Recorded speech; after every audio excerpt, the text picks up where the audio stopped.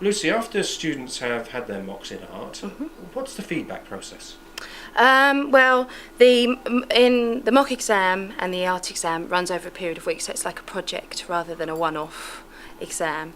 And the students will have been aware and used the marking matrix throughout the exam and sort of assessed themselves as they've gone along. Afterwards, we would mark them on the actual matrix the way that we would mark for the examiner and give them a copy of that.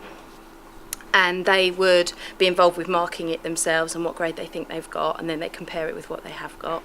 And then we would set targets where they could go and improve the work that they've done.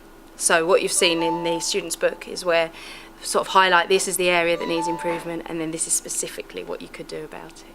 Because some people often see, if you see a matrix involved in art, sometimes think that's a contradiction in terms. Yeah, it is a sticking point. It's difficult. And different rules apply. It really just does depend on the student's work, but it's not just final pieces, it's the whole thought process that the student's gone through, how well they've researched a piece of work, how well they've experimented, refined their ideas and things. And we filmed a few months ago Year 9 students embarking on their GCSE. Is that quite hard for Year 9 students to grasp all these demands on matrices and learning outcomes? It is. I think they do it more and more in all their subjects and things, so they're more in the way of using that and having to assess themselves and understand it, and they have conversations with each other that helps them.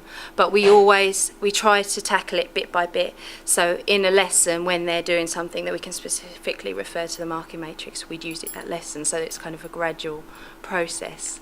We were speaking to you a few months ago about your GCSE art. How's it going? It's going great. We've finished our front covers and where we were last time, and now we're on to printing. We're doing little seashores. So what's printing involved? Basically, we've got like different materials like lino, for example, and we cut into it and make like little patterns like the sea, but like the waves and that. And we can do like polyboard. It's like a foam sort of fabric thingy, and you cut into it, and then we're doing loads of different ones. So for those who think that GCSE art is just 2 years of just drawing and painting, is there a lot of assessment going on and feedback from the teachers? Oh yeah, you have to do writing as well as art, and you have to really get into the work, like work out how the artist works on his work instead of just like drawing. It's not all about that. Do you feel you're getting better at it? Yeah. And how do you know you're getting better at it? Because it looks a bit more creative than it is, and it looks more like the artist but it's not exactly the same, it's like different. And do you feel there's an area that you're going to start specialising in? I'm not sure. I think we're doing like a shoreline sea at the moment, so I think we're going to stay with that one for a little while.